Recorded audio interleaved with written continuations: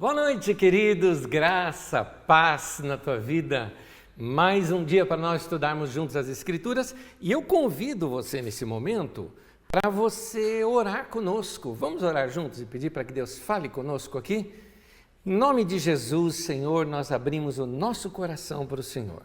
Te pedimos que o Senhor dilate a nossa mente, o nosso coração, para receber da tua sabedoria e da tua inteligência. E que o Senhor nos dirija aqui nessa noite, guiando-nos para os questionamentos do nosso coração, encontrarmos resposta nas Escrituras.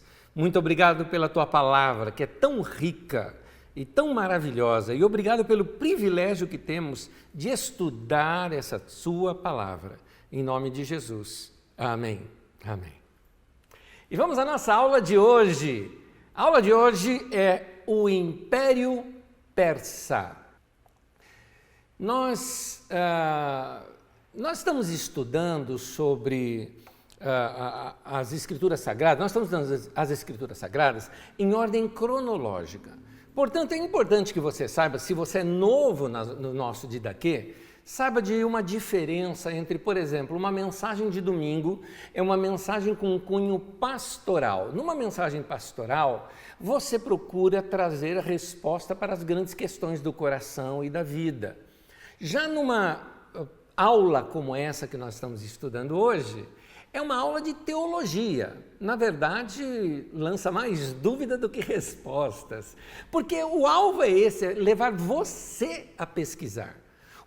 Qual é a minha intenção com essas aulas? É dar a você ferramentas para você pesquisar, para você tomar suas decisões, para você voltar a reler as Escrituras e com essas ferramentas escavar melhor os textos bíblicos para então encontrar aquilo que mais vai alimentar a sua alma, aí sim tirando de você as dúvidas que a própria pesquisa nos traz. Então, muitas vezes, nós vamos desmontar um pensamento para depois dar ferramentas para nós construirmos um novo pensamento. Essa é a ideia. Para você ter uma ideia aqui de ordem cronológica, vamos aos nossos mapinhas cronológicos aqui agora. Esse primeiro mapa que você está vendo aí na sua tela, já visto por nós aqui por diversas vezes, né?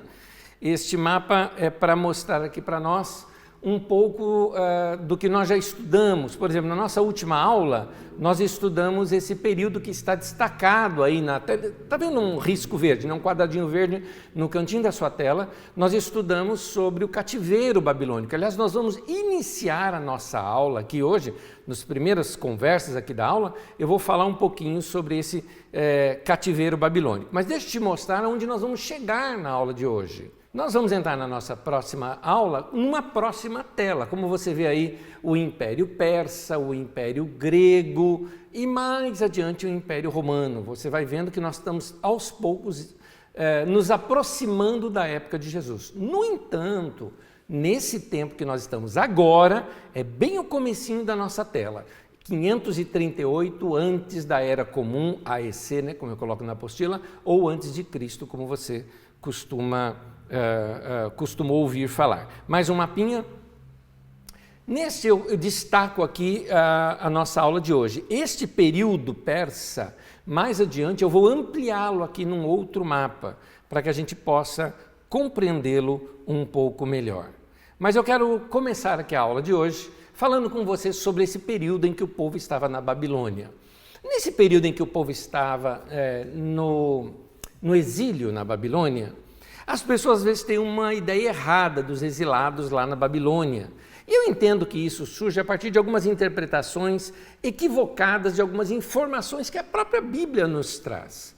As pessoas imaginam, por exemplo, que os judeus estavam assim presos na Babilônia, que eles eram escravos, vivendo uma vida miserável, assim, debaixo de chicote, fazendo o seu trabalho, e aí de modo romântico, no final do dia, cansados, eles se assentavam junto às margens do rio e choravam e nem sequer tocavam seus instrumentos. Isso tudo baseado naquele Salmo 137 que fala das margens do rio da Babilônia, sentávamos e chorávamos, lembrando de Sião.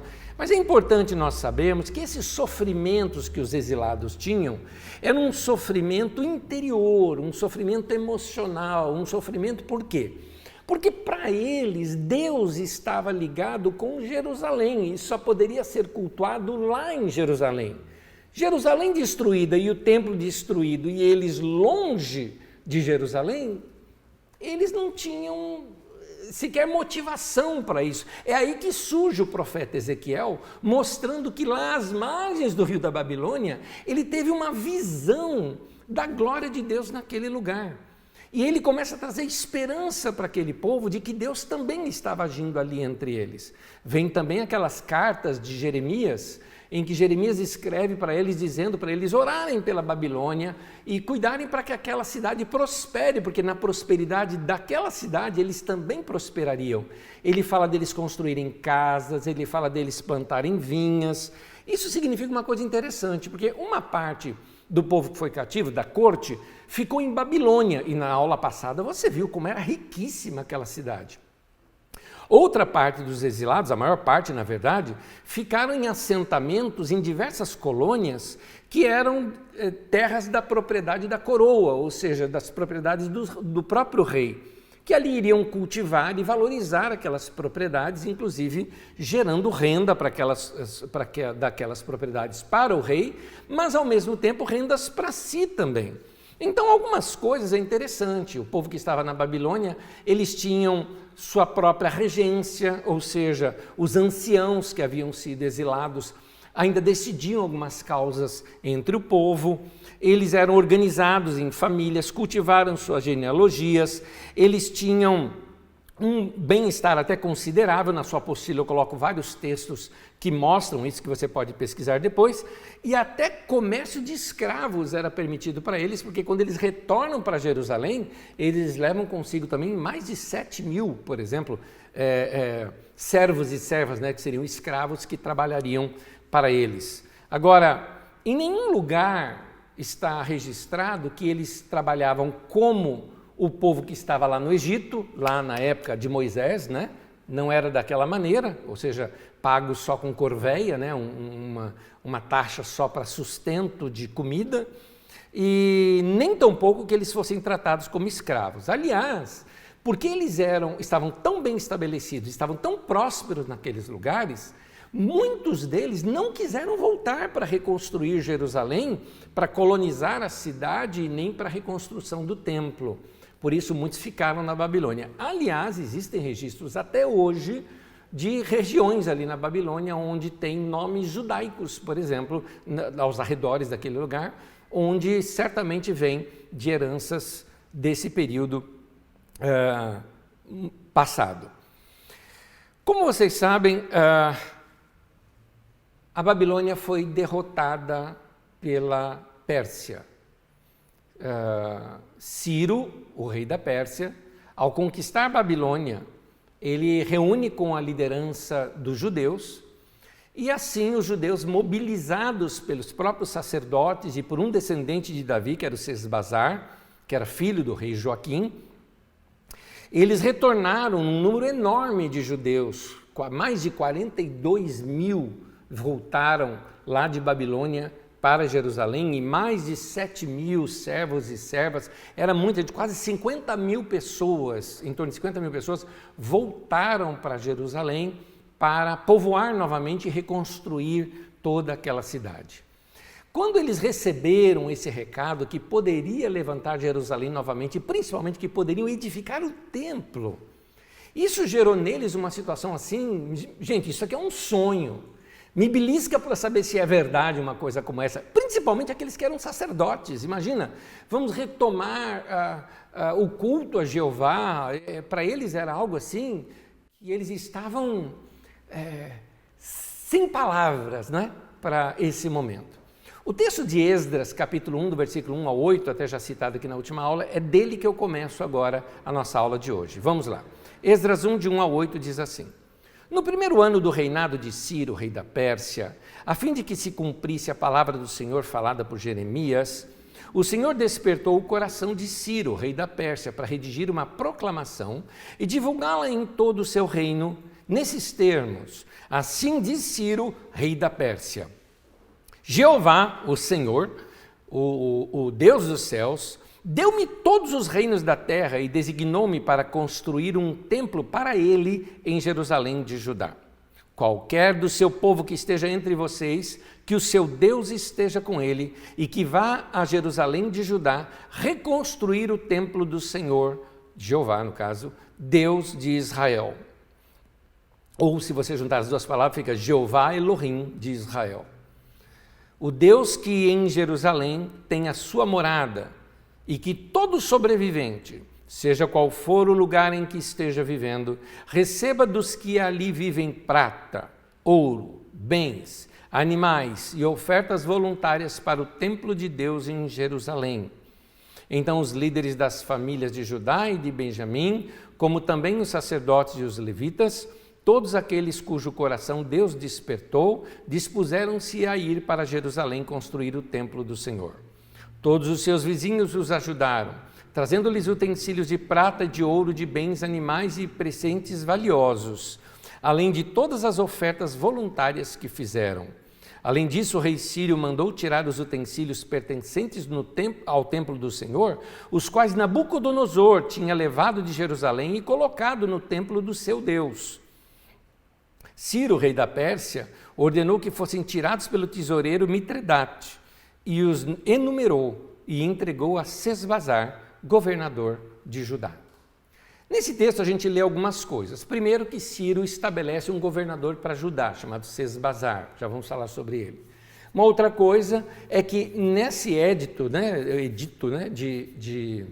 de Ciro, fica claro que ele estava autorizando que eles recebessem prata, ouro e as ofertas, porque sem autorização do rei, eles não poderiam ofertar para o templo, porque aquele dinheiro seria um dinheiro escuso. Por exemplo, o dinheiro teria que ser tudo registrado e mandado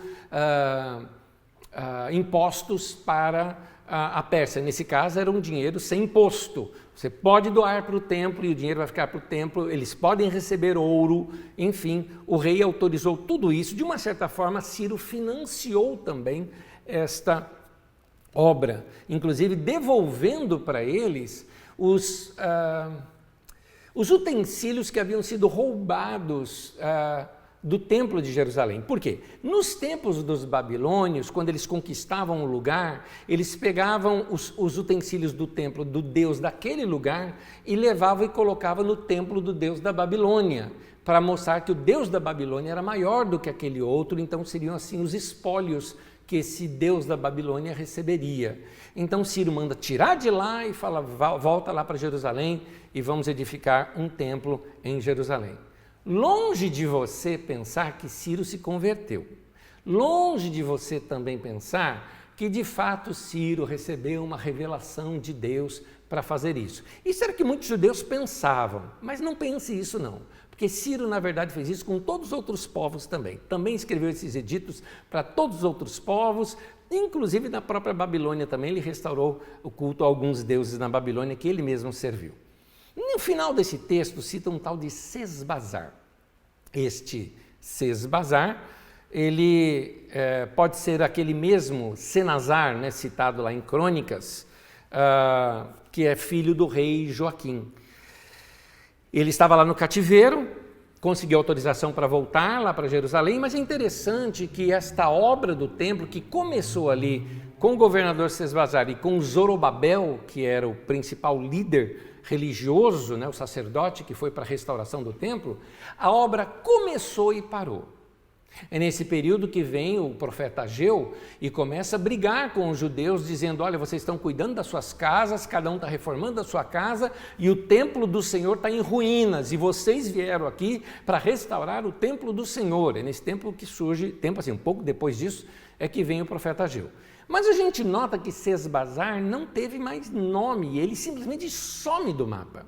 Se Sesbazar era mesmo esse Sanazar, ou seja, descendente de Davi, filho do rei Joaquim, é muito provável que a Pérsia agiu de modo astuto para evitar que Jerusalém se tornasse independente, reconstruísse o templo, né, e depois a cidade, mas que tentasse uma independência depois de Jerusalém.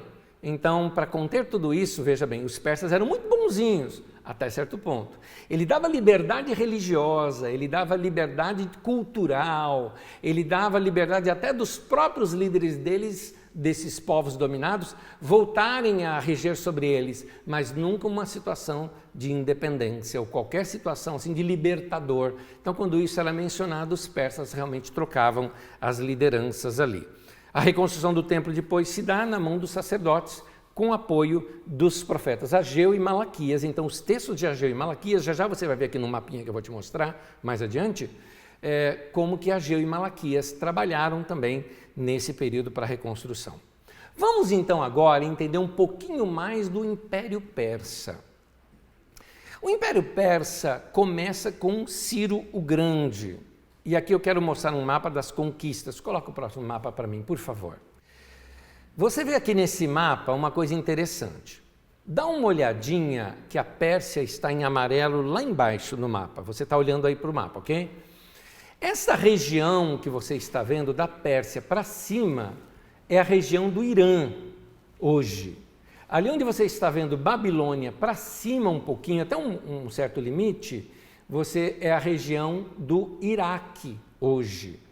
Então, o Irã era povoado por 4 povos, tá? Eles eram os povos chamados povos arianos.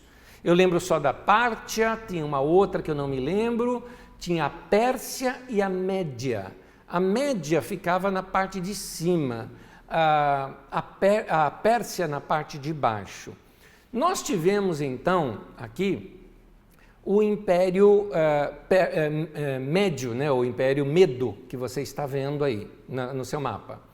O Império Medo era o império que estava no Irã, na parte de cima do Irã de hoje, né, e ele se expandiu. O que aconteceu foi o seguinte: lá atrás, quando você ouve falar que a Babilônia ela derrotou a Assíria, ela se juntou com os medos para dominar a Síria.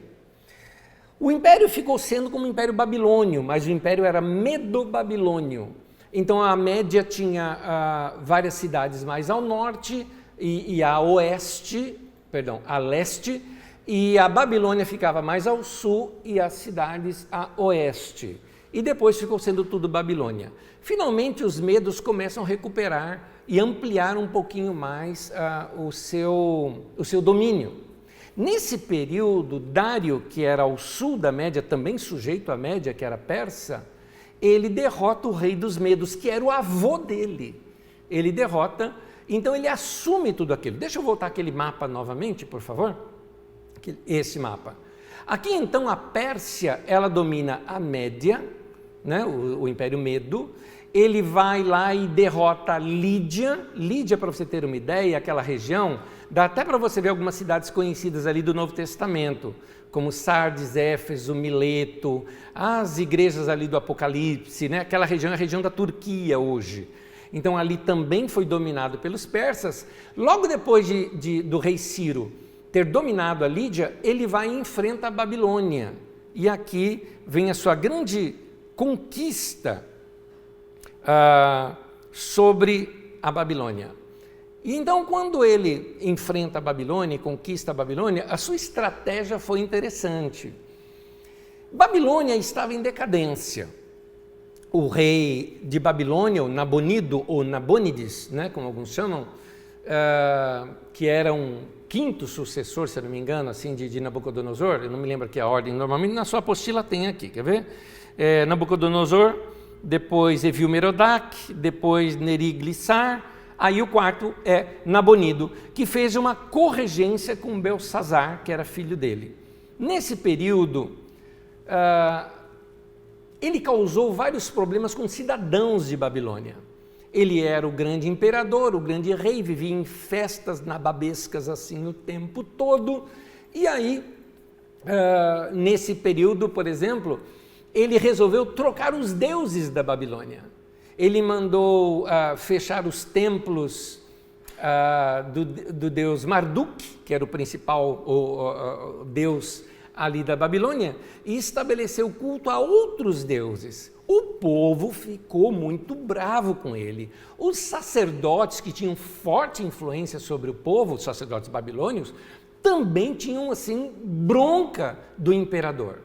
Ciro vem, faz um cerco em Babilônia. Babilônia disse que não estava nem aí, porque aqueles muros de Babilônia, você viu na aula passada comigo, eram assim intransponíveis, vamos dizer assim. Rio ao lado, e um rio caudaloso, que era o rio Eufrates, não é? E ele nem aí com o cerco de Ciro. Ciro o que faz? Estrategista como era, desvia parte do rio Eufrates, formando um grande lago de um outro lado, para que as águas aqui perto do palácio de Babilônia abaixassem. Os próprios soldados de Ciro atravessaram com a água pela cintura. Quando chegaram para entrar em Babilônia, o próprio povo abriu os portões de Babilônia para que ele entrasse. Nenhum dos guardas o resistiram, ele nem guerreou contra a Babilônia, e o povo aclamou ele rei quando ele vinha entrando. Ele já vinha entrando e o povo de Babilônia celebrando a Ciro como seu novo rei. Assim caiu Babilônia, sem guerra nem nada, e assim se amplia o Império Persa. Para você ter uma ideia do tamanho que ficou o Império Persa, o Império Persa na verdade, considerado o maior império do mundo em termos populacionais. Alguns falam do Império Romano e tudo mais. Por que o Império Persa é considerado? Porque, segundo a população do mundo da época, em torno de 60% da população mundial fazia parte do Império Persa, dos domínios do Império Persa, que era enorme, que pegou desde o rio Indo, né, até mais lá em cima, depois do Mar Cáspio, lá embaixo até o Egito e do outro lado até os limites da Grécia. Para você ter uma ideia, o tamanho que atingiu esse Império Persa. O rei, o Ciro, assume o local e aí ele passa a morar no palácio do rei dos caldeus, ali na Babilônia. Nós temos aí uma figura do palácio. É esse aqui que você já viu na aula passada com os jardins suspensos da Babilônia. Então é aí que o Ciro passa a usar como sede para o seu império. Nesse período, ele manda fazer num cilindro de cerâmica, no qual ele narrava um pouco dos seus feitos iniciais. Por exemplo, um chamado Cilindro de Ciro. E esta peça, que assim, uma peça arqueológica que é fantástica, ela foi encontrada, se eu não me engano, foi no século passado agora aqui, em 1900 e alguma coisa, em que ela foi encontrada. Ela trata, escrito ali nela, fala do cuidado e do respeito que ele tinha pela religião dos povos dominados. Faz também um tributo ali a Marduk, e esse texto é considerado o primeiro texto de respeito a outras culturas, sendo assim o primeiro texto considerado, o primeiro texto que trata sobre direitos humanos na história. É interessante essa maneira como funcionava o Império Persa. O Império Persa era muito diferente do Império Assírio e do Império Babilônico. O Império Assírio e o Império Babilônico, quando eles invadiam um lugar, eles destruíam o lugar, eles levavam cativo todo o povo. No caso dos assírios, espalhavam o povo para nunca mais se reencontrarem. A Babilônia não, a Babilônia fazia colônias desses outros povos em outros lugares. Ambos levavam, no caso dos assírios, levavam povos de outros lugares para aquele lugar, enfim, para desestruturar essas pequenas nações, para nunca guerrearem contra eles. Mas o que eles despertavam no povo? Despertavam no povo ódio, despertavam no povo desejo de destruir. Você vê o ódio, por exemplo, que os judeus tinham dos babilônios. Você conhece salmos, que são canções, que cantava assim, e tu, Babilônia, quem dera alguém despedace sobre a pedra os seus filhos, né? Assim, né? Eles assim odiavam Babilônia, porque era isso que gerava em todos os povos. Por isso o rei da Babilônia, assim como o rei dos assírios, tinha que ficar em guerra o tempo todo, protegendo o tempo todo. Ciro vem com uma outra proposta. A proposta de Ciro é o seguinte: ele fazia acordos com esses povos. Ele chegava com o seu exército todo diante de um lugar, falava: vocês se rendem, pode continuar sendo rei aí nesse lugar, continua com a sua cultura, eu não vou impor a minha cultura. Os assírios exigiam que se cultuasse o seu Deus ali, os babilônios também, né? Nesse caso, Ciro ele não impunha a sua cultura, não impunha a sua religião, não fazia nada disso, respeitava a cultura local, só que tem um detalhezinho: vocês vão me ceder exército quando eu precisar de alguma guerra, alguma situação, vão cuidar aí do lugar e vão estar submisso a um sátrapa, que nós vamos ver mais adiante o que é isso. É um líder local, dirigido por Ciro, que vai dizer aqui quais são as normas do meu reino e recolher os impostos necessários. Então, a Pérsia fazia isso, ela repatriava esses povos, foi o que fez com os judeus. Agora, como eu disse logo no início, não fique pensando que Ciro fez esse dito somente para os judeus, ele fez isso para diversos povos, inclusive o próprio Ciro faz naquele cilindro de Ciro, tem um culto a Marduk ali, ele pedindo orações por ele, para que ele viva longos anos e tudo mais, a Marduk. Aliás, ele foi coroado numa cerimônia no templo de Marduk, porque o que ele faz, ele restaura para os babilônios o deus deles, que era Marduk, que o rei da Babilônia tinha fechado os templos, não é? De Marduk. Assim Ciro ganhava a simpatia de todo mundo.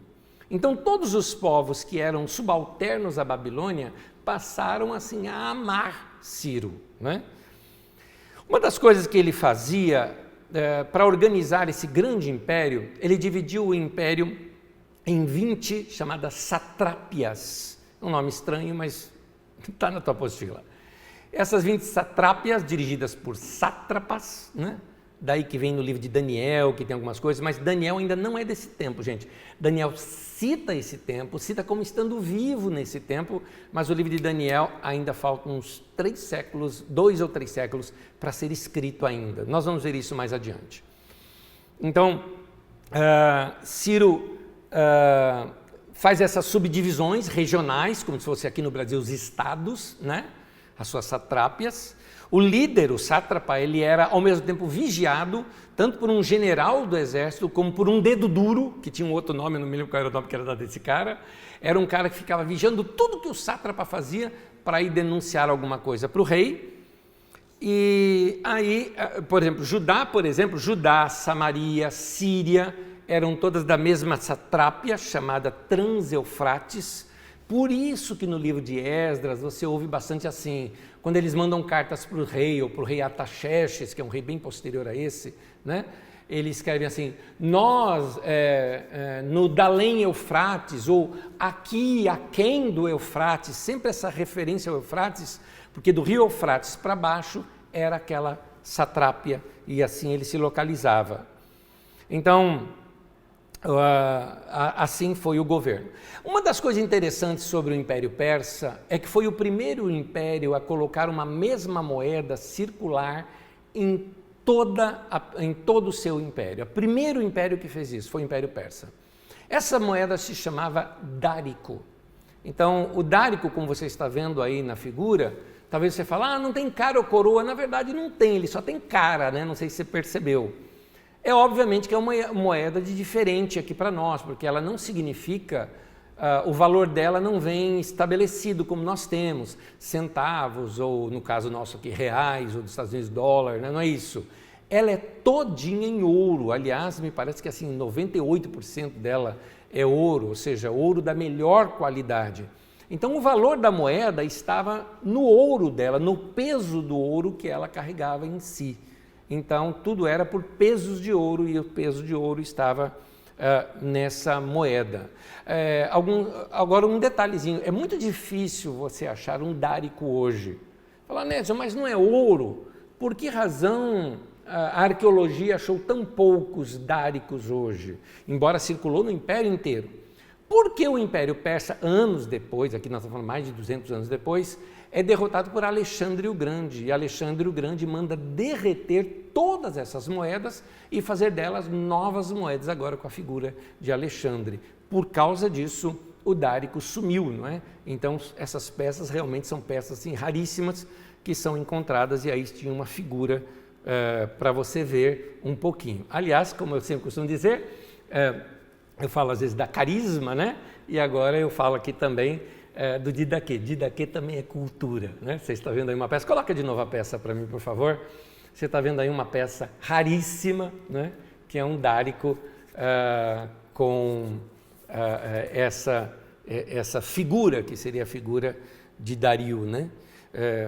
Dario foi o terceiro rei depois do Ciro. Voltando aqui, a Pérsia também era interessante, mais um detalhe interessante da Pérsia. Pérsia falava, obviamente, persa, ou parsi, tá? Ou farsi. É importante a gente saber isso. Apesar deles falarem parsi ou farsi, deixa eu abrir um parênteses aqui dentro de outro, porque senão eu vou esquecer, porque não está na minha aula. Hoje o Irã é a Pérsia.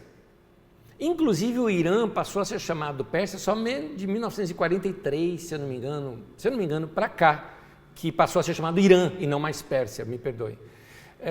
Porque, tanto que a língua do Irã ainda é o parsi, ou farsi, que vem de persa. Tá? Aliás, não confunda Irã ou iraniano com árabe. Muitas pessoas veem os iranianos e chamam de árabe. É que no Irã, hoje a religião que prevalece é a religião muçulmana. Então, aqueles costumes muçulmanos, a gente tem mania de quando vê um muçulmano fala, olha ali um árabe. Não, meu querido, árabe é da Arábia. Então, os iranianos são até hoje os persas, tá bom? Agora, por que persa e Irã? É porque na língua deles, persa e Irã é a mesma palavra.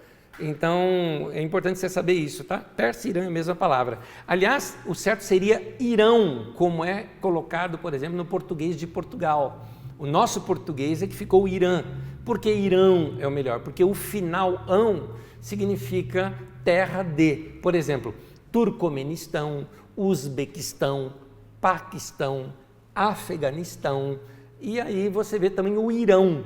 Então, essa terra seria terra dos ários, ou dos arianos. Então, aquele povo é o povo ariano, o povo do Irão, o Irã hoje para nós. Continuando aqui, então eles falam o parsi, até hoje inclusive falam, claro que mais atualizado, né? A língua ela é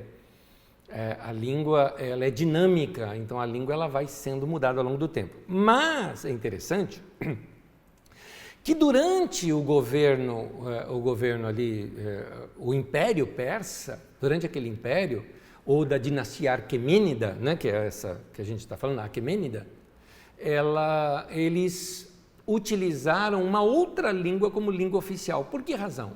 A maior parte dos povos que eles dominaram falava também o aramaico. Então, eles adotaram o aramaico para poder se comunicar melhor. Então, o aramaico se tornou a língua oficial e a língua também comercial ali entre eles. Era chamado do aramaico imperial. Para sua curiosidade, tem aí na sua apostila que alguns textos do Antigo Testamento, como Esdras no capítulo 4, no capítulo 7, Daniel no capítulo 2, estão escritos esses trechos neste aramaico imperial, mostrando, obviamente, as datas, mais ou menos, destes textos, né? Ou a que esses textos se referem.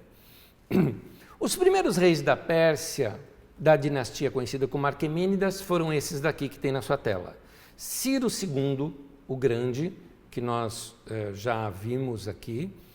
Vamos seguindo aquela linha roxa ali em cima.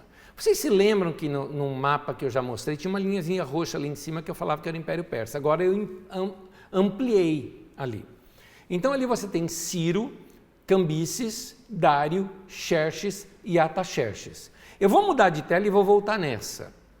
Aqui estão todos eles, durante todo o Império Persa, até quando em Dário III ele é derrotado por Alexandre o Grande. Então você nota aqui tantos anos, né, mais de 200 anos aí, 220 anos mais ou menos, ou mais, que você tem aí o Império Persa. Volta anterior. Eu estendi ali em cima apenas os 5 primeiros, porque nesses 5 primeiros nós temos algumas referências aqui para a nossa aula de hoje. Então, no 537 é quando o Ciro conquista a Babilônia e autoriza os judeus a retornarem para Jerusalém. É o período narrado no livro de Esdras como o período de Zorobabel. Mais adiante, no final de Cambises, por exemplo, durante o governo de Cambises, por exemplo, você vai ver Ageu e Malaquias agindo, pedindo a reconstrução do templo, insistindo com o povo. Você vai ver o profeta Zacarias também operando nesse período, exatamente o período que passa mais ou menos por Dário. Você ouviu já falar de Xerxes como Assuero, lá no livro de Ester, mas o livro de Ester é posterior a esse tempo, narrando uma novela, uma história desse período aqui. Por isso que ele não está aqui, porque nós estamos indo em ordem cronológica. Assim também você ouve falar de Ciro, de Cambises, de Dário, no livro de Daniel, mas você não vê o nome de Daniel aqui, porque nós estamos vendo em ordem cronológica. Daniel não havia sido escrito ainda nesse período histórico. Você vai ver isso comigo em aulas posteriores. Aí você vê depois Artaxerxes, e ali sim você vai ver a operação de Esdras e de Neemias na reconstrução dos muros de Jerusalém. Novamente, a sequência dos governadores, dos governantes, né, ali do período desses reis, são chamados reis Aquemênidas, porque essa aqui é uma dinastia dos Aquemênidas. Depois tem outros impérios pequenos da Pérsia com outras dinastias, mas essa aqui é a mais famosa. Você vê que eu utilizei só até o quinto. Dali em diante, tem pouco a ver com a gente aqui nas histórias que nós vamos contar, por isso eu não coloquei. Volto ao nosso mapa cronológico, e no nosso mapa cronológico você vê ali reduzido, está vendo o Império Persa? Então aquele mapinha que você tem é só um pedacinho aqui, né? Ampliando, ele tem mais de 200 anos ali. Então é esse período roxo aí, não é? Na sua tela, que eu ampliei agora aqui para você. Continuando. Houve uma influência dos persas sobre o judaísmo. É interessante, esse ponto é muito interessante, eu tenho que comentar esse ponto aqui com você. Por quê? Primeiro eu queria olhar um lado. Um lado da questão é o seguinte: a aculturação é quando nós nos adaptamos a uma forma de cultura.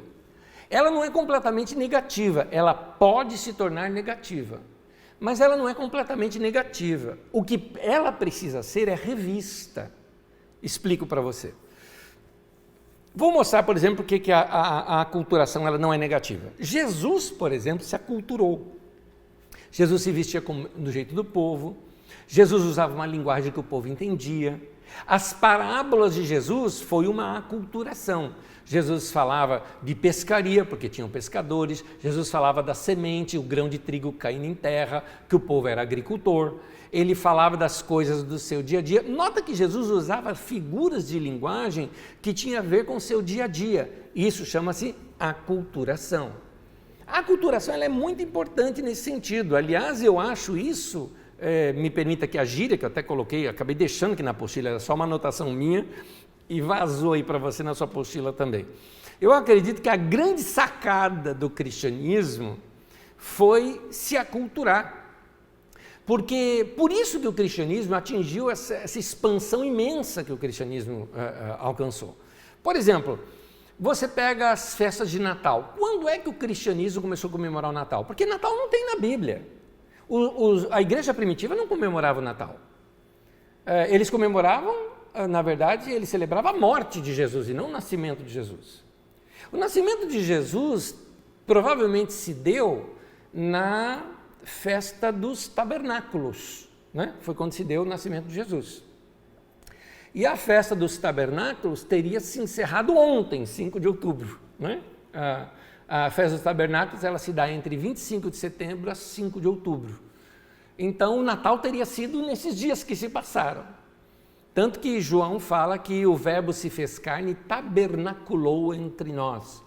Muito provável, inclusive, quando a gente vê ali naquela ordem dos reis, dos sacerdotes, né? Quando você pega o registro da ordem dos sacerdotes, você vai ver que na ordem de Zacarias, né? como sacerdote, um outro Zacarias, não é esse profeta aqui da Bíblia, Zacarias, pai de João Batista. Na ordem dele, dali dá para você fazer as contas. Então você pega a ordem de Zacarias, foi quando João Batista começa a se contar os 9 meses da gestação de João Batista. Depois disso, você conta mais 6 meses, nasce Jesus, que Jesus é 6 meses mais novo que João Batista. Cai exatamente final de setembro, início de outubro. Cai certinho. Então, por que o Natal não é comemorado nessa data? Por que o Natal é comemorado dia 25 de dezembro? Porque na expansão do cristianismo, início da Idade Média, um dos evangelistas, alguns atribuem até aquele chamado taumaturgo, mas não sei bem se foi ele que fez isso. Eles, ao chegarem numa determinada região, tinham uma festa muito forte do nascimento do Deus Sol, por causa do solstício de dezembro, não é? E então, naquela festa do Deus Sol, ele para tentar pregar para aquele povo, dizia que o Deus Sol, na verdade, o Sol da Justiça era Jesus, era um símbolo para Jesus, e faz aquele povo começar a comemorar o nascimento de Jesus. Ali foi uma didática, foi uma intenção evangelística, e não tem nada de errado disso. Portanto, essas brigas, eu sei que tem um monte de crente hoje que briga com relação a Natal, que não pode comemorar Natal, eu sei que Jesus não nasceu dia 25 de dezembro, mas qual o problema de separar um dia para isso? O caso é que a gente tem que olhar isso com essa ótica evangelística lá da história. Quando lá na história foi colocado isso. E por que foi colocado? Se a gente achar agora que não é mais para comemorar dia 25 de dezembro e que a gente vai comemorar, sei lá, dia 3 de outubro, que é o dia que eu mais gosto de comemorar, então a gente passa a comemorar o Natal nessa outra data. Então, essa ideia, né, de aculturação, ela pode ser positiva, mas sempre ela precisa ser revista. Eu vou explicar isso lá no final da nossa apostila, só que falando de teologia. Mas continuando aqui. Da mesma forma, vamos pensar aqui, os judeus estavam com uma admiração pela Pérsia assim, lá em cima. Imagina, eles estavam cativos lá na Babilônia. Assim, estavam cativos não, estavam assim, no exílio, né, como eu costumo dizer. No exílio na Babilônia, estavam assim, fora da sua terra. E aí, o imperador chega e fala, vou devolver as peças do templo de Jerusalém. Está aqui uma carta minha autorizando vocês receberem ouro, prata, ofertas. Construam um templo a Jeová lá em Jerusalém e podem voltar a populacionar aquele lugar e se organizar naquele lugar também. Inclusive financiou algumas coisas. Na época de Neemias, chegou ao ponto de financiar até madeiras e tudo mais para construir os muros de Jerusalém. Uau! Então eles olhavam assim para a Pérsia dizendo, é de Deus um negócio desse. No segundo livro de Isaías, que não foi o profeta Isaías quem escreveu, mas foi da escola de Isaías, no nosso livro que a gente tem, o livro de Isaías, do 1 ao 39 foi o profeta Isaías quem escreveu. Do 40 até o 54 ou 55 é esse segundo Isaías, e do 55 ou 56, que eu não lembro, até o 66, é o terceiro Isaías. O segundo Isaías é desse período. Tanto que no capítulo 45 de Isaías, você tem, por exemplo, o profeta citando assim, é uma honra a Ciro, ele diz assim, Ciro, o meu ungido, umas palavras de Deus sobre Ciro. Claro que o profeta estava querendo mostrar para Ciro o seguinte, olha, na verdade, alguém maior do que você que fez isso. Eu sei que você está achando que foi você que fez, legal, mas é alguém maior do que você que fez você ter essa atitude e o povo voltar para cá. É até interessante essa expressão, Ciro, meu ungido, porque a palavra ungido ali é a palavra Messias, tá? Na língua hebraica. Ciro, o meu Messias, né? É o meu servo, o meu ungido, né? E aí por diante, você pode ler lá Isaías 45, você vai encontrar essas coisas ali. Mas, para você ter uma ideia, o quanto que os judeus admiravam Ciro e admiravam os persas. Nesse período, assim que eles admiravam os persas, o Pérsia tinha acabado de assumir, foi no primeiro ano do governo de Ciro, ele tomou Babilônia, naquele primeiro ano do seu reinado, ele já liberou os judeus. Então não deu tempo ainda dos judeus pegarem a cultura persa, só que os anos vão passando. E aquela admiração pela Pérsia. E o povo começa a pegar a sua cultura. Igual o brasileiro quando viaja para Miami, você já percebeu isso, né? Ele tem que voltar com camiseta estampada bem grande, assim, Gap, alguma coisa, aquelas marcas que a gente sabe que tudo foi comprado em atacadão de Miami, né? Fala atacadão para você fazer relação mesmo com o daqui, né? E ele volta fresco, né? Já percebeu alguns brasileiros que fazem isso, né? Admira a cultura americana e faz lobby para a cultura americana, acha que Estados Unidos é outro lugar do mundo para se morar. Você conhece essas coisas. Então, da mesma forma, os judeus ficaram assim com a Pérsia. Tudo que era da Pérsia era melhor, tudo que era... E isso começou a mexer com a cultura dos judeus, ou até mesmo com o pensamento dos judeus. Até porque a Pérsia dominando o mundo e indo para lá e para cá com o comércio, as pessoas começaram a ter contato com a mentalidade do povo persa. E aí precisava se adaptar a sua linguagem a esses tempos, novos tempos da Pérsia, e algumas modificações bem sutis começaram a acontecer na teologia dos judeus, formando o período que a gente chama período do Segundo Templo, porque é o templo que vem ser construído por Zorobabel e terminado por Esdras, que não é o templo de Salomão mais, é um segundo templo que foi construído no local, bem mais inferior em termos de riqueza, né? Mas essa teologia que surge nesse período, também chamado de judaísmo tardio, ele vem com bastante influência de pensamentos persas também nele. Para você entender melhor é o seguinte, a religião dos persas era o zoroastrismo. No zoroastrismo tinha algumas coisas interessantes. Por exemplo, o zoroastrismo acreditava que só existia um Deus. Interessante. Para o judeu, interessante. Já que na Babilônia era aquele monte de deuses, né? Era interessante isso. Só que para o zoroastrismo haviam duas forças que se contrapunham. Dois grandes deuses. O deus do mal, chamado Arimã, e o deus do bem, que era Ahura Mazda. Na verdade, dois grandes espíritos fortes, não é? Vamos chamar assim. E eles estavam assim em pleno conflito o tempo todo. Isso é chamado de dualismo. O bem contra o mal contra o bem. Ora um vence, ora outro vence, mas lá no final de tudo, o bem vai vencer o mal. Isso estava dentro da religião do zoroastrismo. É importante nós sabermos que no judaísmo não existia esse pensamento. Mas ficaria agora muito estranho para essa época um judeu explicar tudo, o bem e o mal, como vindo de Deus. Porque para o judeu, tanto o bem quanto o mal, quem fazia era Deus. Afinal de contas, Deus era o único. Se só tinha ele, não tinha outro. E se alguma mal acontecia, era Deus que decidiu fazer. O judeu pensava assim antes. Quando eu falo antes do cativeiro, antes do exílio. No depois, fica difícil eles falarem uma coisa dessa. Como assim o seu Deus é bom e mal ao mesmo tempo? Como é isso?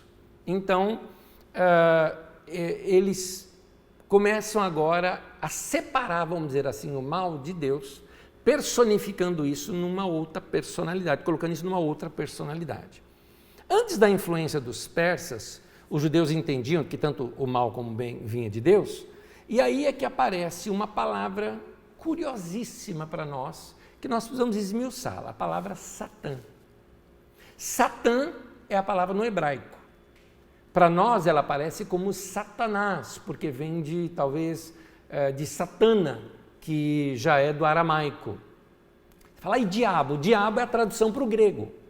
Quando o Antigo Testamento foi traduzido do hebraico para o grego, anos depois, 300 anos depois dessa história que nós estamos contando aqui agora, quando o Antigo Testamento foi traduzido para o grego, que é a chamada Septuaginta, a palavra onde aparecia Satã, ou Satana, que fosse nos trechos em aramaico, ela era traduzida para diabolos, no grego, que é diabo.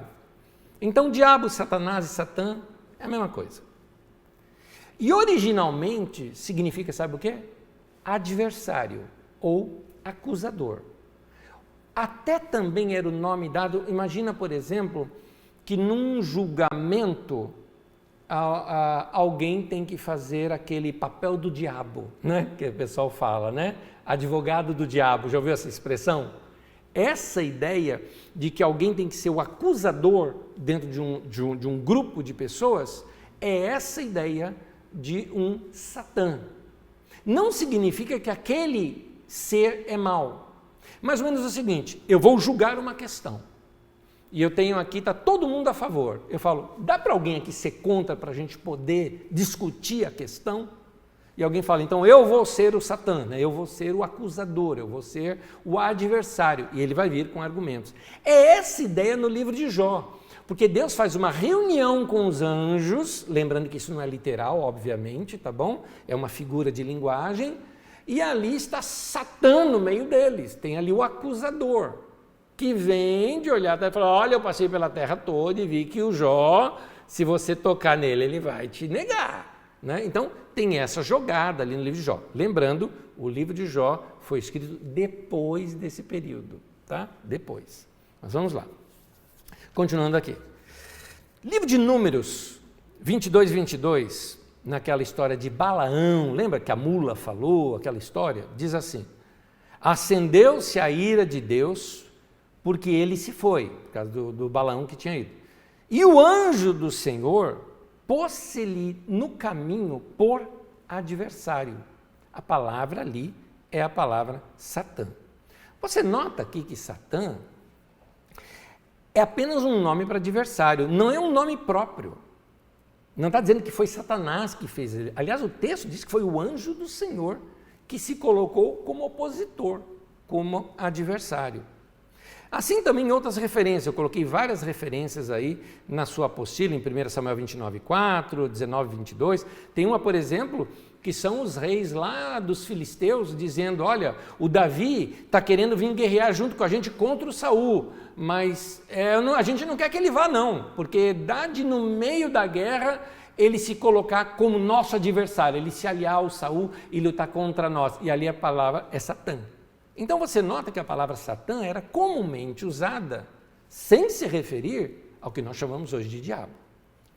Isaías 45, versículo 7, é aquele texto em que eles falam, que o profeta fala para Ciro, diz assim, eu formo a luz e crio as trevas, faço a paz e crio o mal.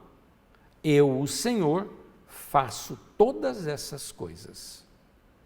Interessante notar que a ideia na teologia judaica, antes do cativeiro babilônico, né, antes do exílio, a ideia é que o mal vinha de Deus, porque Deus é o que cria todas as coisas. O texto está dizendo isso. Eu quero que você saiba, Ciro, que eu sou o que crio todas as coisas, eu que faço a paz, eu faço a guerra, eu faço o bem, eu faço o mal, eu faço todas as coisas e eu coloquei você para você fazer o que você está fazendo.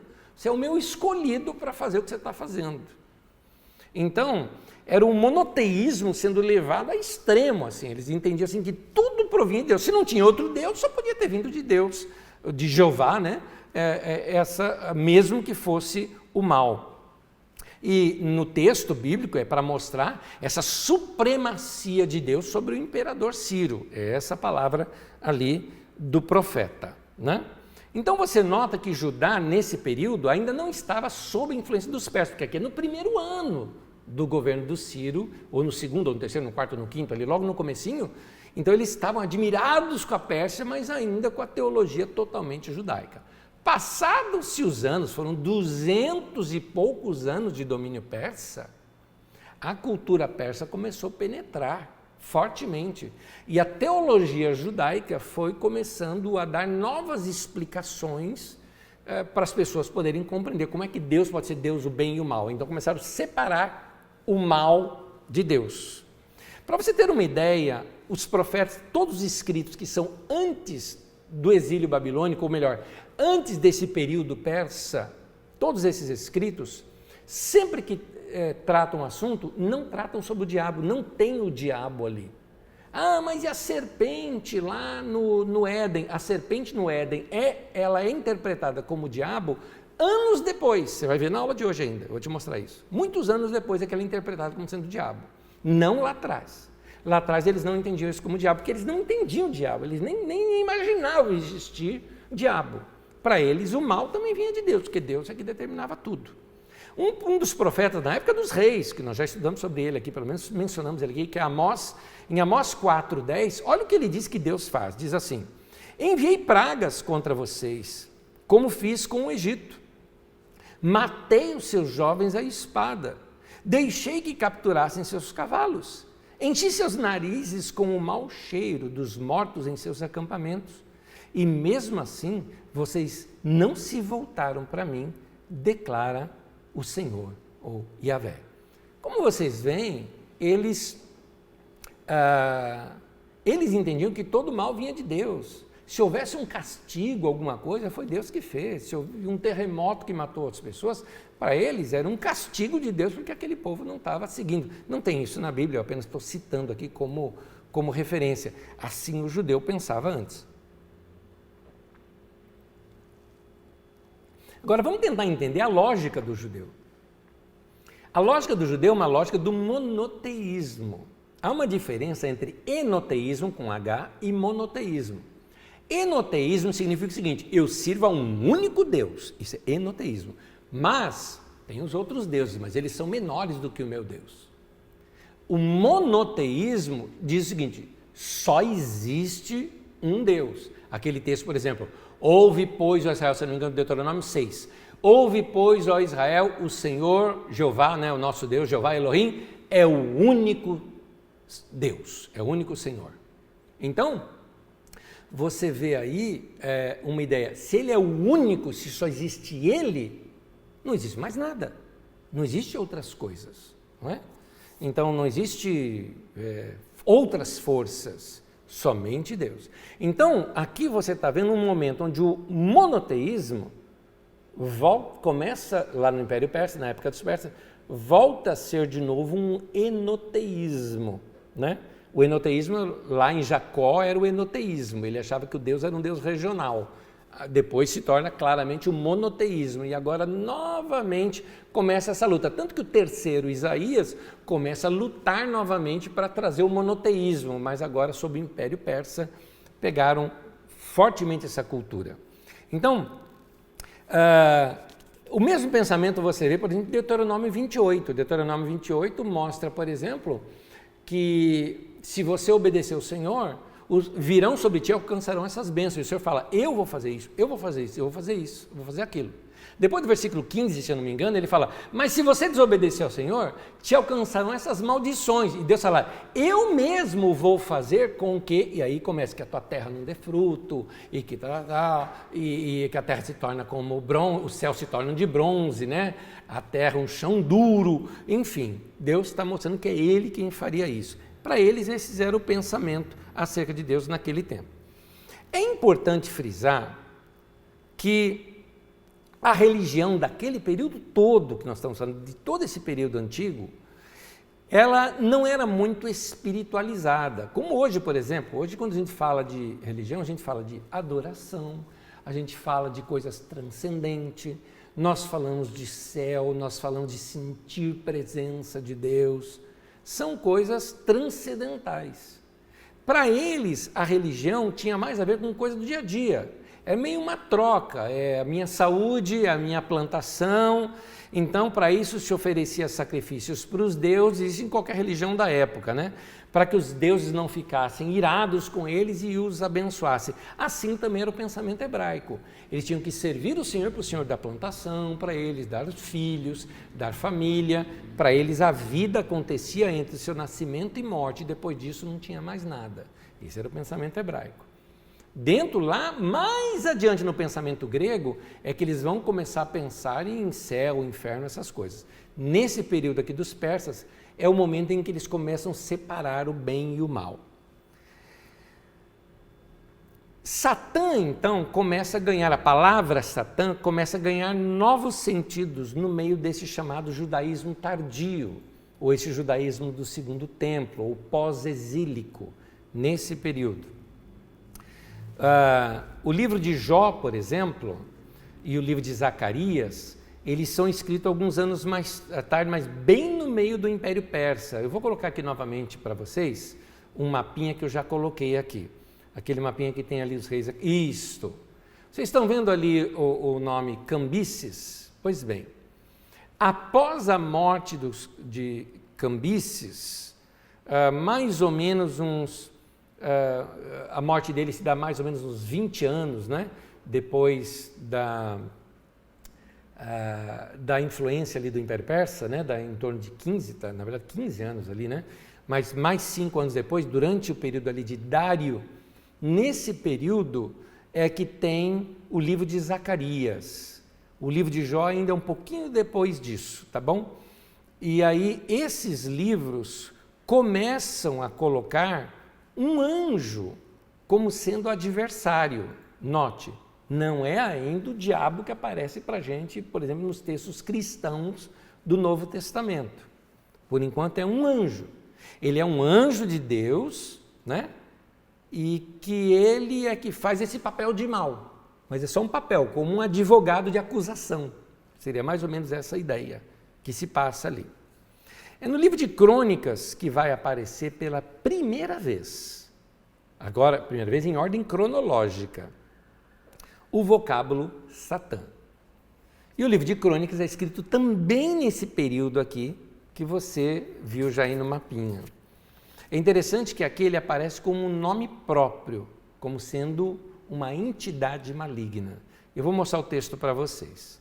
Crônicas narrando lá quando Davi faz um recenseamento. Antes de ver esse texto, só para te explicar uma coisinha, nós estudamos muito aqui sobre a história deuteronomista, mas tem aí a história cronista. A história cronista é 1 Crônicas, 2 Crônicas, Esdras e Neemias. Se os livros são da mesma autoria, você vai perceber, por exemplo, que se 1 Crônicas termina como a 2 Crônicas certinho. Aliás, era um livro só antigamente. Tá? Eles são divididos em 2 para se tornarem 2 rolos mais fáceis para ser transportados, mas era um livro só. O último versículo de Crônicas é o primeiro versículo de Esdras. O que você vai notar até a repetição, mostrando claramente que é o tomo 1, 1ª e 2 Crônicas, tomo 2, Esdras e Neemias. Esdras e Neemias também era antigamente um livro apenas. Foi dividido em 2 para não se tornar rolos muito grandes, rolos menores, facilitar o transporte. Então, 1ª e 2 Crônicas, Esdras e Neemias é praticamente um compêndio só. Ora, se é um compêndio só, quando é que ele foi escrito? Ele foi escrito quando termina o último. Concorda comigo? Não tinha como escrever lá atrás. O livro de Crônicas começa lá com Davi, na verdade ele começa citando sobre Adão, não é? Né? Então, o livro foi escrito quando? No final do período do livro de Neemias. Quando termina o livro de Neemias, é quando foi escrito esses aqui. E você já viu ali, naquele mapinha, põe aquele último mapinha de novo, aquele da linhazinha roxa ali em cima. Vamos lá, aquele este. Olha lá, debaixo de Artaxerxes é que você tem Neemias. Então, depois desse período um pouco, é que se termina esse compêndio aqui da história cronista, escrito por sacerdotes, claramente só judaicos, eles não citam nada do Reino do Norte, só querem saber dos judeus. Então, olha o período da história que nós estamos no meio lá do período persa, já muitos anos de convivência com os persas. Então, no livro de Crônicas, ele vai citar uma história lá de Davi, só que com a linguagem desta época do período persa. Acontece que essa história de Davi já tinha sido contada por um outro autor lá da história deuteronomista, que foi escrito lá no livro de Samuel, que foi escrito lá atrás.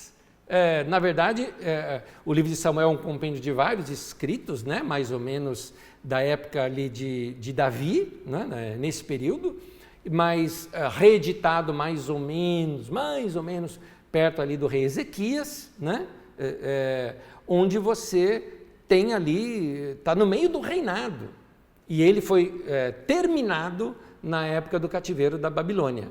Mas nota, antes do Império Persa. Então você vai ver a mesma história contada por alguém lá na época do Império Persa e uma história antiga como ela era contada lá na época dos reis no judaísmo antigo. Então o judaísmo antigo e o judaísmo tardio, né? O judaísmo primeiro, né? O hebraísmo, e depois o judaísmo tardio. Vamos ver essas diferenças? Primeiramente, o livro de Crônicas. Crônicas 21, 1 Crônicas 21, diz assim: Satanás, e aqui está como nome próprio, Satã, levantou-se contra Israel e levou Davi a fazer um recenseamento do povo.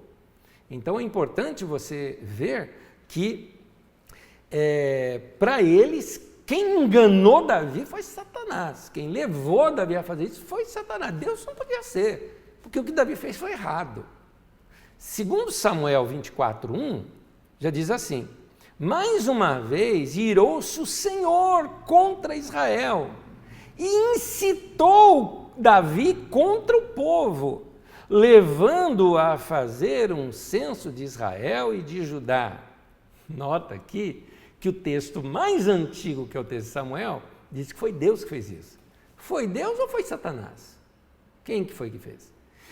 Você percebe que Deus não mudou nada, mas a teologia para tentar explicar isso mudou. É isso que eu quero mostrar para vocês, que a partir de agora nas nossas aulas nós vamos começar a ver esses contrastes dessas adaptações teológicas para o seu tempo.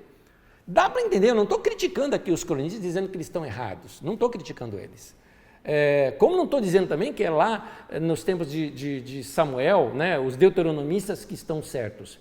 Não estou dizendo que nenhum está certo, nenhum está errado. Eu estou querendo mostrar para você que se lá no tempo dos deuteronomistas falasse assim, foi Deus que fez, todo mundo entenderia. Nos tempos do cronista dizer foi Deus que fez, fala, como que Deus que fez o negócio dele? Deus não faz isso, Deus não faz nada errado. Então tinha que colocar quem? Satanás é quem fez. Como é que as pessoas pensam hoje?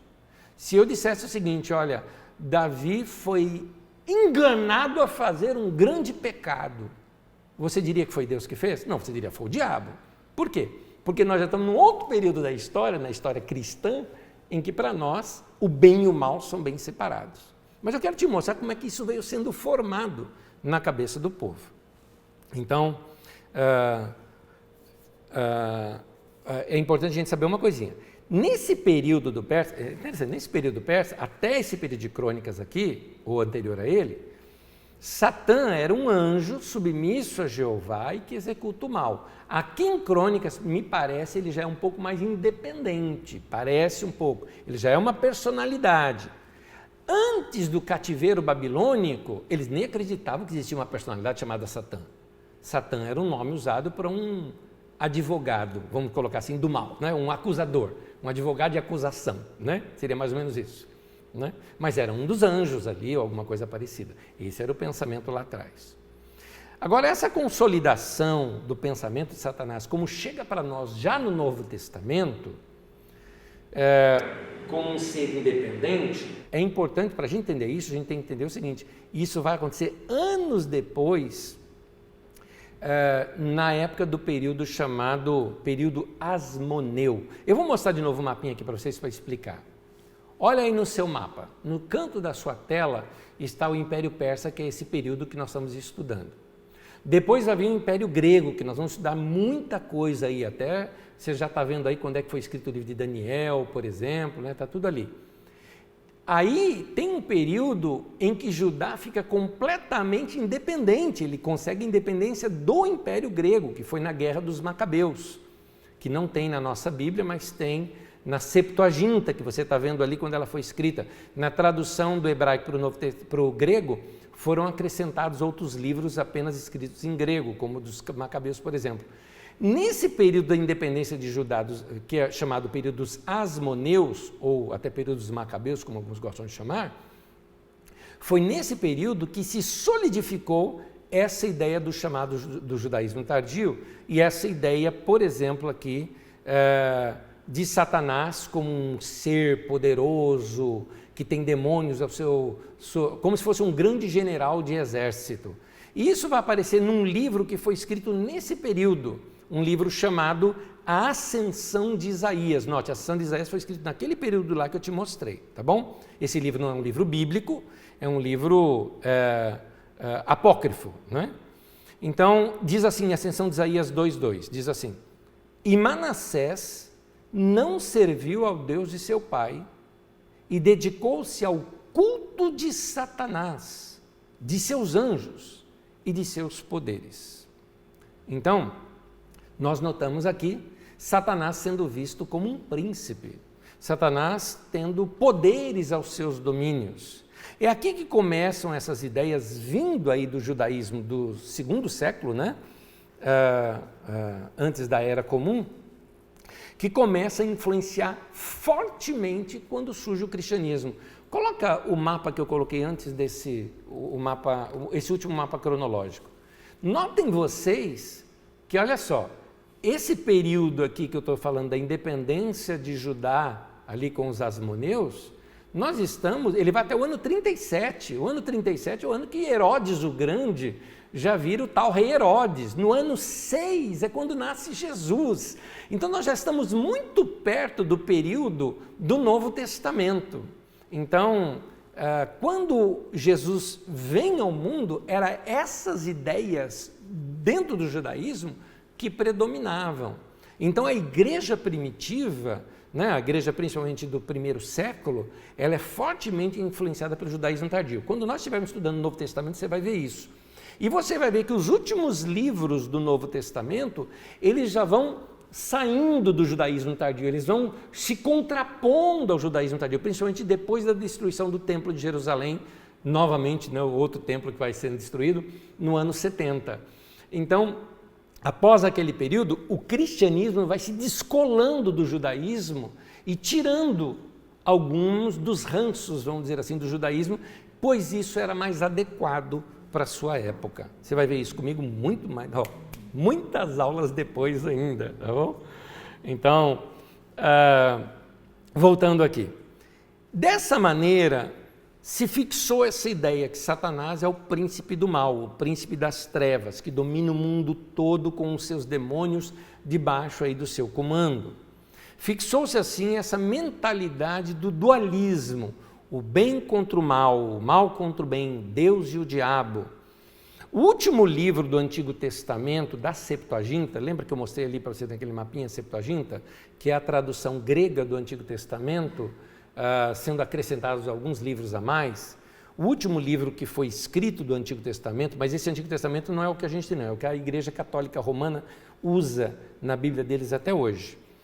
Nesse último livro, chamado Livro da Sabedoria de Salomão, é lá que se interpreta, por exemplo, que aquela serpente que aparece lá no Éden é Satanás. Depois isso é reafirmado no livro de Apocalipse de João, que nós conhecemos no Novo Testamento.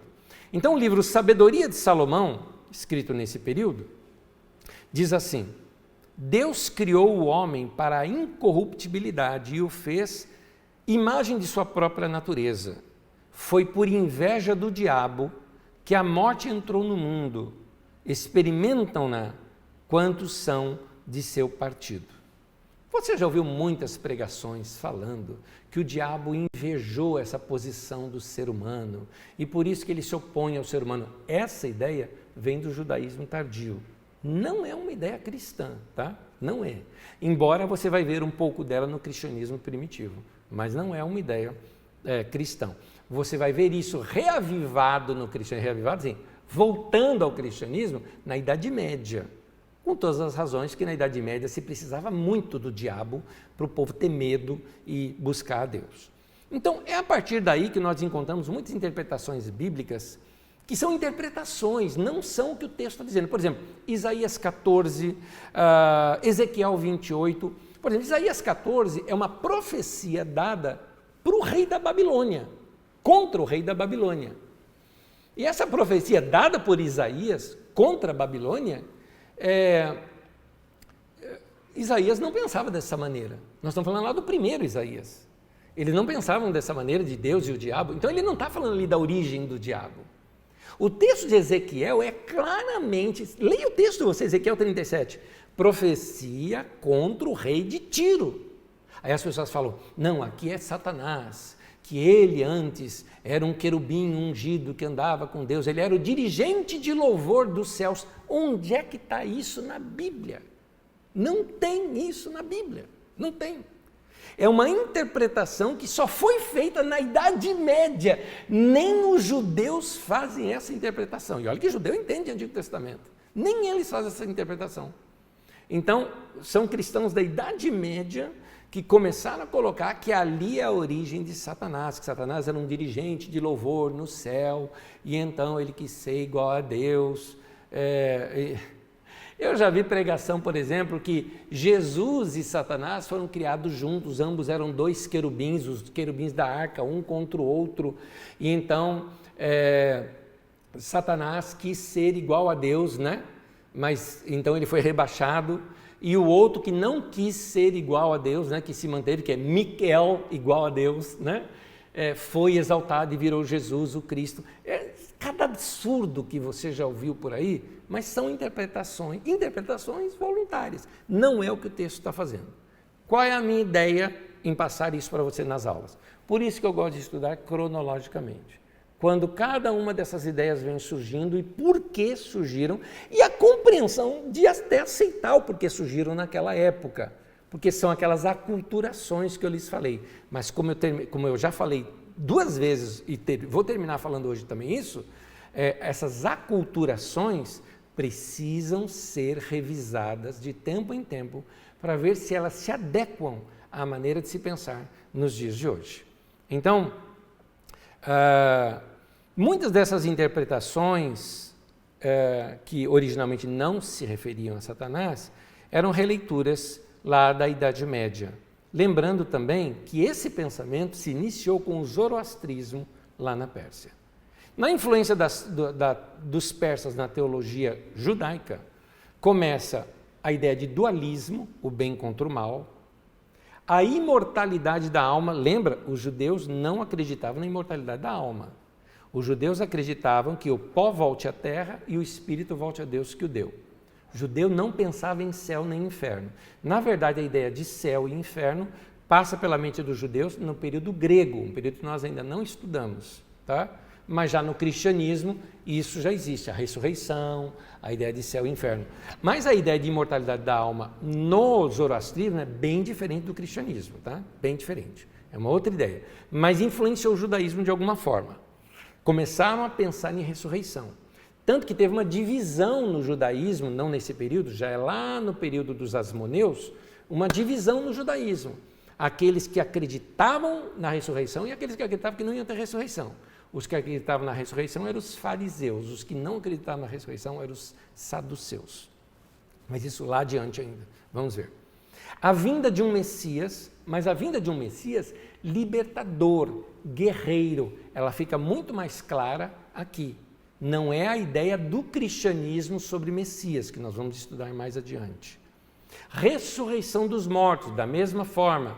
O cristianismo se utiliza disso, mas não é também o mesmo pensamento. É o pensamento dos fariseus sobre a ressurreição de mortos. Naquela ideia, por exemplo, daquela parábola de Rico e Lázaro, por exemplo, você tem um pouquinho daquela ideia ali, que Jesus fala uma linguagem que o povo pudesse entender. E um tipo de juízo final, porque segundo eles, Mazda vai vencer o outro Deus numa grande guerra no final de tudo. Essa ideia passou bastante para dentro do cristianismo, mas nós vamos estudar isso quando estudarmos sobre o cristianismo primitivo. Como vocês veem, o período persa foi de grande influência. E eu termino fazendo uma leitura rápida do último ponto da nossa apostila. Como deu para notar, a teologia, os pensamentos sobre Deus. Pausa. É importante você saber que teologia não é a Bíblia.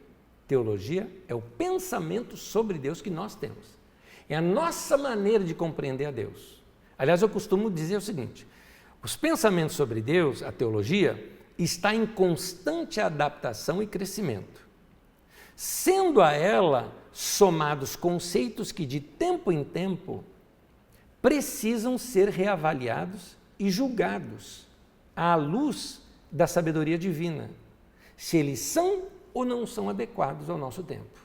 Ou seja, a teologia ela muda sempre, mas Deus não muda nunca. E a gente sabe tudo sobre Ele? Claro que não, porque Deus não cabe dentro da nossa caixinha.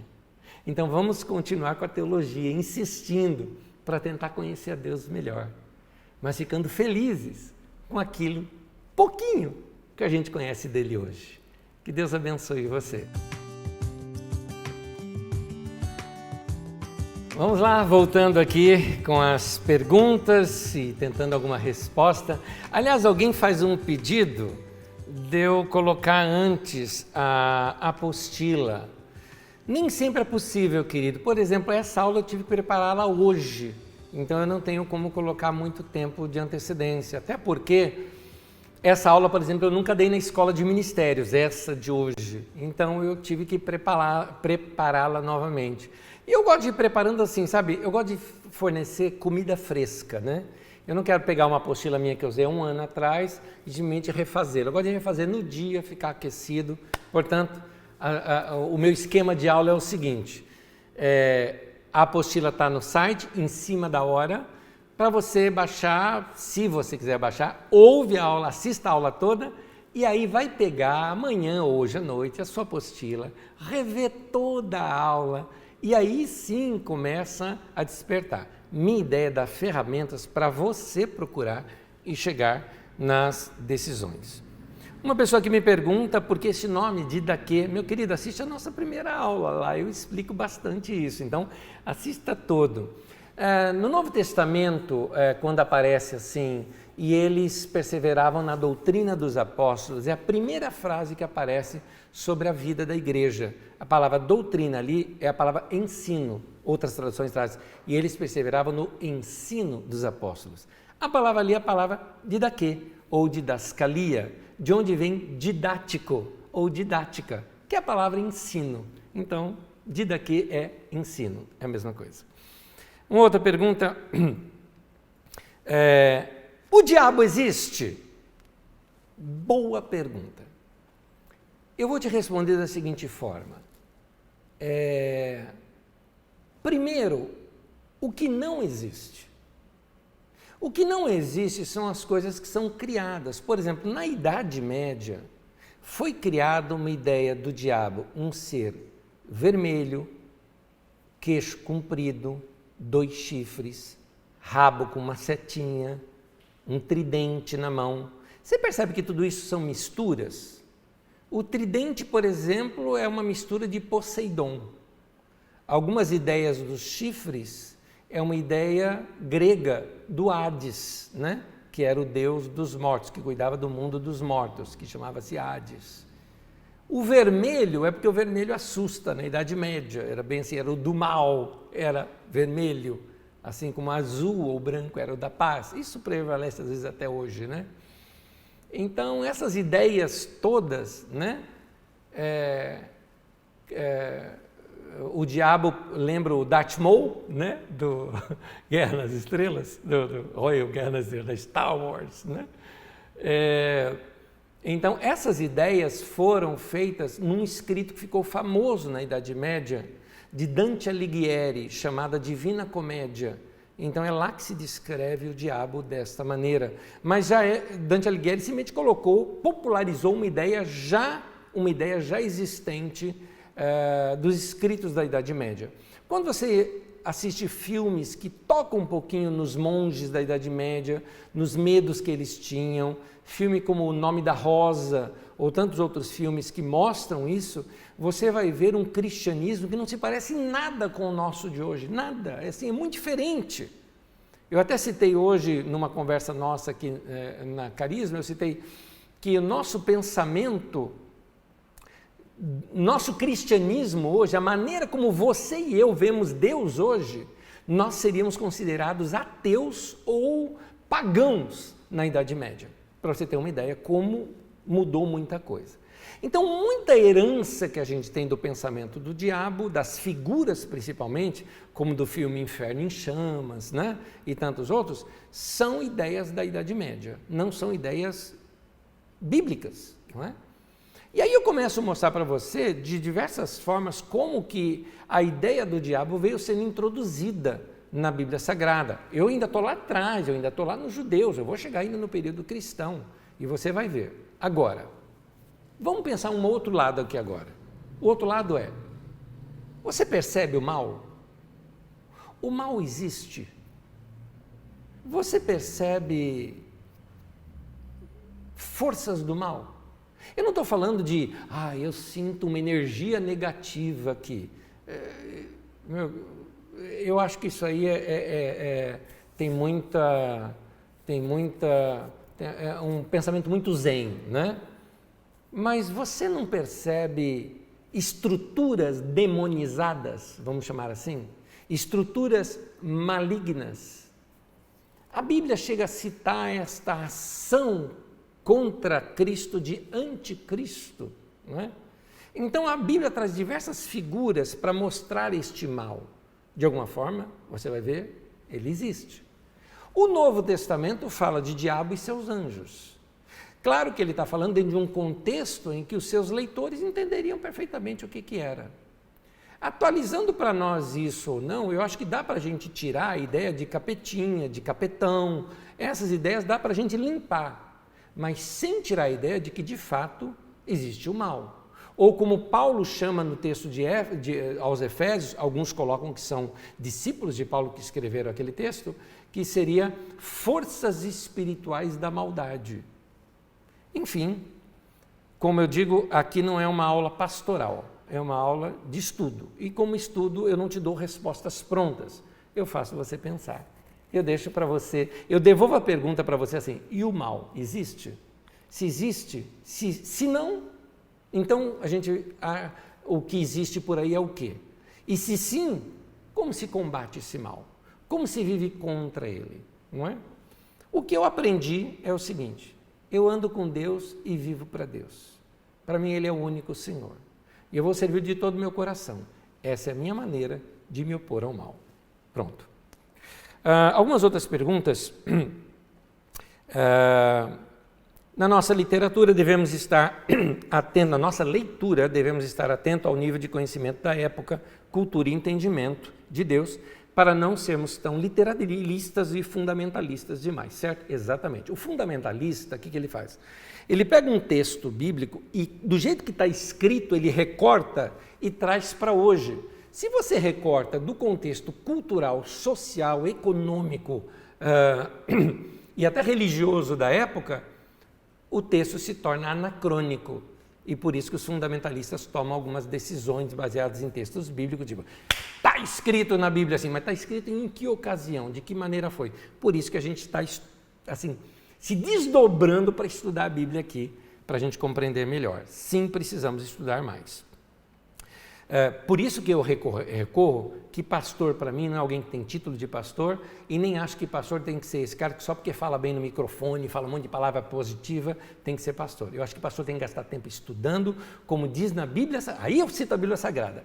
Pedro, apóstolo, disse assim, põe outros irmãos para cuidar dessas coisas, porque nós nos consagraremos à oração e ao ensino da palavra. Isso é importante na vida de um líder.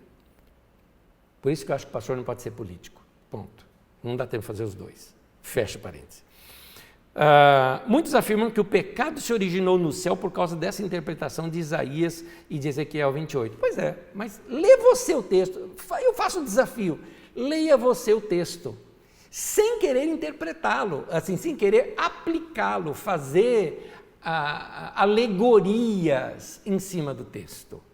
Leia o texto como profeta, lá na época dele, profetizando contra, denunciando situações lá do rei de Tiro, que é o caso aqui de Ezequiel, ou denunciando a Babilônia. Pronto, põe dentro do contexto histórico, você entende o texto, não tem que botar Satanás aqui no meio.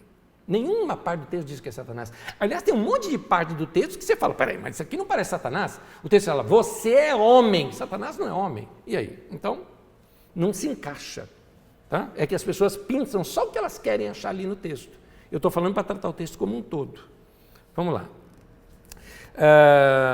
A última citação da aula que eu fiz está na apostila, é só procurar, alguém perguntou isso. Alguém aqui pergunta também. Anésio, então, os judeus foram libertos do exílio, mas ainda sob domínio persa, correto? Deixa eu te explicar. Os judeus estavam no exílio, o exílio chama-se exílio babilônico, eles estavam lá na Babilônia. A Pérsia domina a Babilônia e libera os judeus para voltar para sua terra. Só que agora o domínio é persa. Então os judeus livres, eles estavam debaixo da Babilônia, depois ficam debaixo dos persas, depois ficam debaixo dos gregos, de Alexandre o Grande. Depois de Alexandre o Grande, os gregos se dividem entre os Ptolomeus e os Seleus, eles ficam debaixo. Eles vão ter independência de 100 anos naquele período dos Asmoneus. E depois caem debaixo do Império Romano. Então, é uma lástima aqui essa questão dos judeus, porque liberdade mesmo eles só tiveram lá na época de Davi e Salomão, só lá naquela época, modo de dizer, tá? Continuando.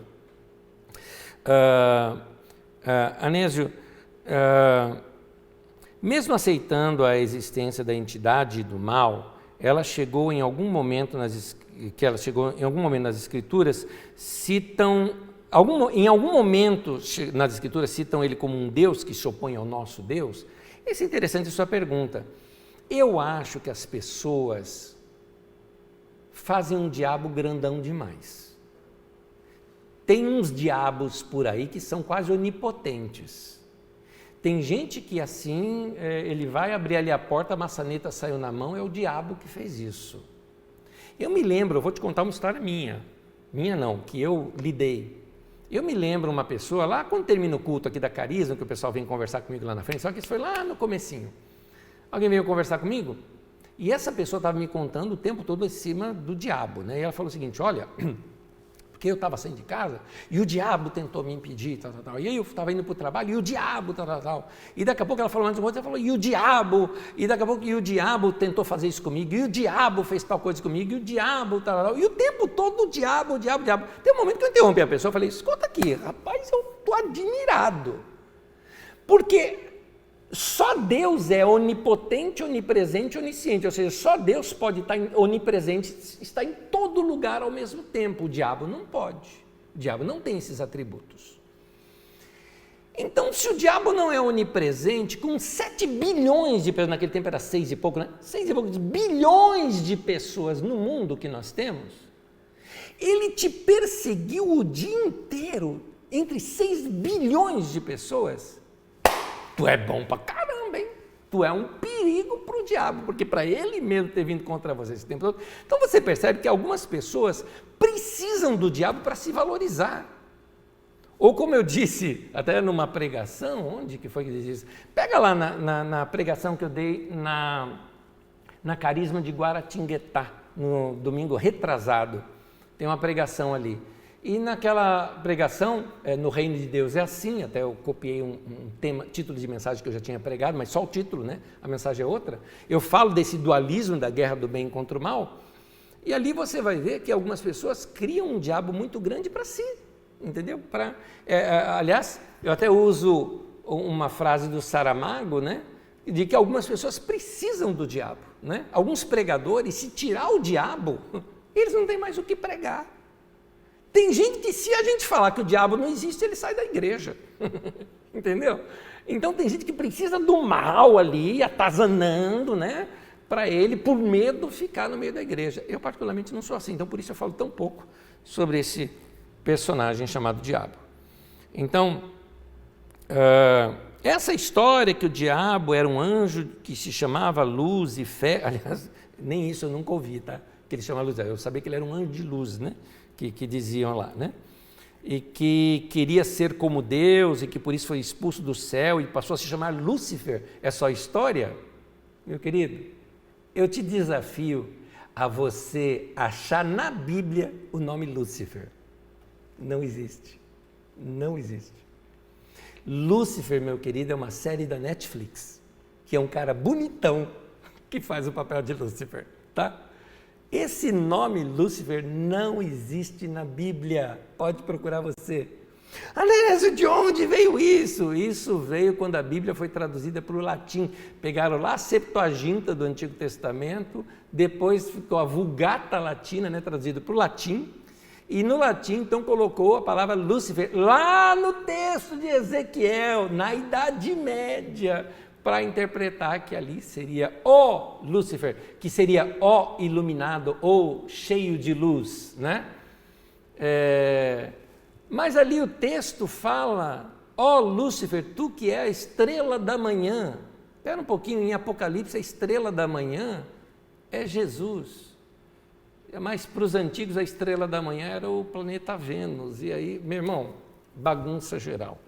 Sendo sincero com você, Lúcifer não é o nome do diabo, tá bom? É uma invenção da Idade Média. Não tem na Bíblia. Se você duvida, lê a Bíblia inteira e você vai chegar nessa conclusão comigo.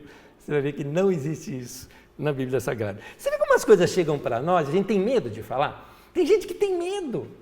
Tem gente assim que fala, Anésio, é um pecado, é uma heresia dizer isso. Tá bom, então eu sou herege por aceitar só a Bíblia, por aceitar a Bíblia Sagrada, por dizer alguma coisa, falar, isso não está na Bíblia.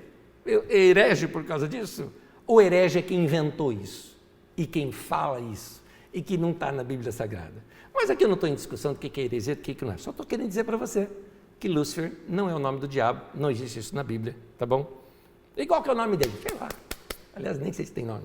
A Bíblia nunca falou isso, por que eu vou me preocupar? Então pronto. Então tudo que falam do diabo é coisa da nossa mente? Não. Não. Anésio, por que então você está agora voltando dizendo que não? Porque Jesus cita o diabo. Os homens do Novo Testamento citam o diabo. De alguma forma, dá a entender que existe esse mal. O que não existe são essas criações da Idade Média. Então eu prefiro tratar o diabo da seguinte maneira. Paulo apóstolo diz, nós não ignoramos os seus ardis. Ardis seriam estratagemas para te pegar, arapucas. O apóstolo Tiago diz que o diabo anda ao derredor, rugindo como um leão, buscando a quem possa tragar. Então, meu querido, anda com Deus, que aí ele não te pega, né? É isso. Anda com Deus e não se preocupa com o diabo. Anda na luz, que a trevas não te alcança. É isso que a Bíblia ensina. Eu não tenho que ficar com medo do diabo, preocupado com o diabo, repreendendo o diabo o tempo todo. Eu não preciso fazer isso. Jesus já venceu o diabo lá na cruz e já o derrotou. Se ele é um derrotado, eu não tenho mais que jogar contra ele. É isso. É por isso que nós somos mais que vencedores. Porque Jesus venceu e a gente só está aqui com o troféuzão na mão, né? Eu estava no banco lá de reserva, eu sou da torcida, né? Eu era da torcida e falo, meu time foi campeão, eu nem joguei, não é? Então, é assim. Então, se você andar com Deus, não tem que se preocupar com o diabo. É isso, queridos. Que Deus abençoe vocês, a cada um de vocês, estudem a Bíblia, saibam separar bem o que é de fato Bíblia Sagrada e o que é teologia. A teologia, como eu digo, ela sempre tem que ser revisada. Lúcifer, como sendo o diabo, é teologia que tem que ser revisada e eu estou dizendo, pode jogar fora, porque não é. Enfim, é importante nós estudarmos as Escrituras e sempre com o coração aberto, para sempre estar melhorando o nosso entendimento sobre Deus e andar com Ele. Então, eu termino, aliás, citando um texto de João, lá de 1 João, que diz o seguinte, que é nascido de Deus, o maligno não lhe toca. Que Deus abençoe. Paz para você, até a próxima terça-feira.